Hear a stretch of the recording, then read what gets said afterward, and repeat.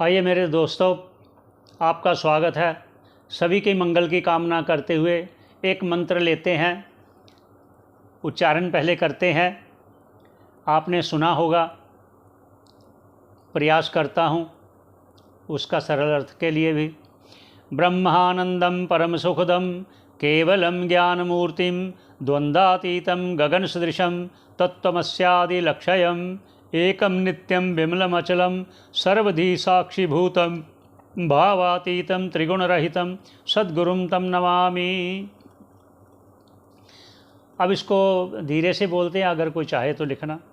ब्रह्मानंदम परम सुखदम केवलम ज्ञानमूर्तिम द्वंद्वातीतं गगन सदृशम तत्त्वमस्यादि लक्ष्यम एकम नित्यम विमलमचलम सर्वधी साक्षीभूतं भावातीतं त्रिगुणरहितं सद्गुरुं तम नमामि।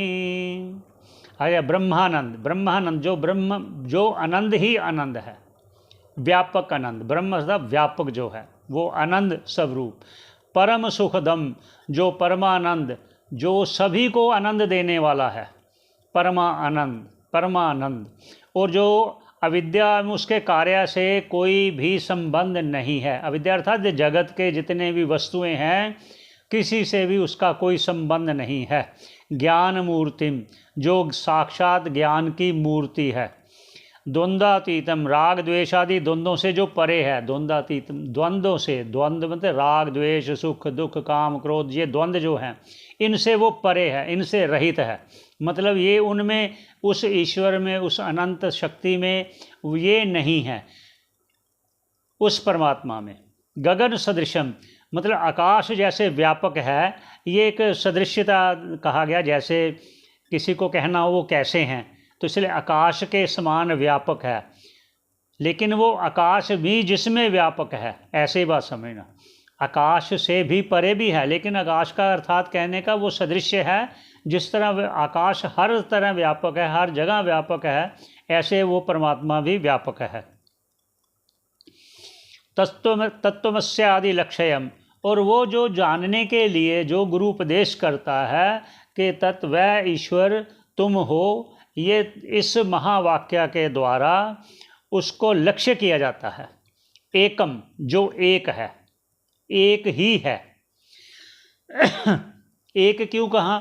ये सभी जगत के प्राणियों को देखकर कि ये अनेक है, कहीं वो भी ऐसे तो नहीं है, कहीं भिन्न भिन्न हो, अनेक हो। वो एक ही है, उसी में सब अधिष्ठित है सारा जगत।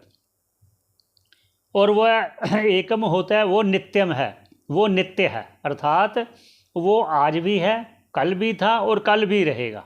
जो काल से, जैसे पहले कहा, काल से किसका परिच्छेद नहीं। जैसे हम कहते हैं अब 2 बज गए, 2 पहले तो नहीं थे, बाद में भी नहीं रहेंगे, तो इसलिए वो पहले भी था, अब भी है, आगे भी रहेगा।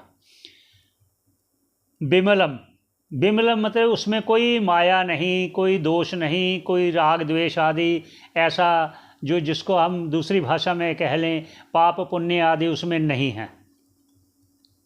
अचलम जो निरंतर है, सर्वत्र है, उसका चलन कैसे होगा? जो सीमित है वही एक जगह से चलकर दूसरी जगह जाएगा। जो वो सर्वव्यापक है वो चलेगा कैसे? इसलिए उसको अचल कहा। अचल, कूटस्थ, अचल।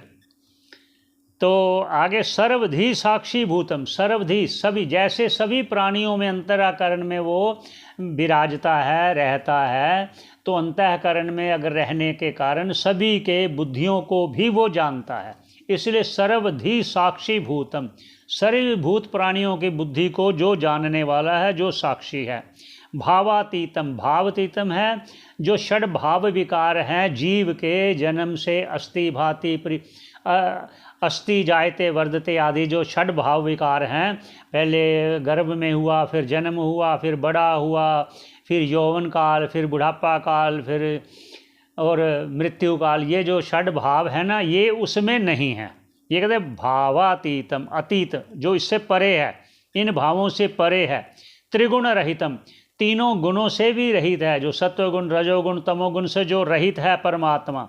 तम उस सदगुरु, उस गुरु रूप ईश्वर को, परमात्मा को जो उपदेश देता है मोक्ष के लिए, उद्धार करने के लिए जीव मात्र का, उसको हम बार बार प्रणाम करते हैं, बार बार प्रणाम करते हैं। ये है इस श्लोक का सरल व्याख्या करने का प्रयास। तो आइए ऐसे ही आगे चलेंगे। अगर आपको अच्छा लगता है आप कमेंट ज़रूर करिए, हमें वो जानकर अच्छा लगेगा कि आप सुन रहे हैं, हमारा प्रयास निष्फल नहीं हो रहा।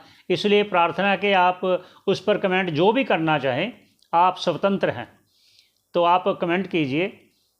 अगर आपको अच्छा लगता है आप शेयर कीजिए, सब्सक्राइब कीजिए। धन्यवाद। सभी का मंगल चाहते हुए यहीं विश्राम देते हैं, पुनः आपके आगे हाजिर होंगे। धन्यवाद।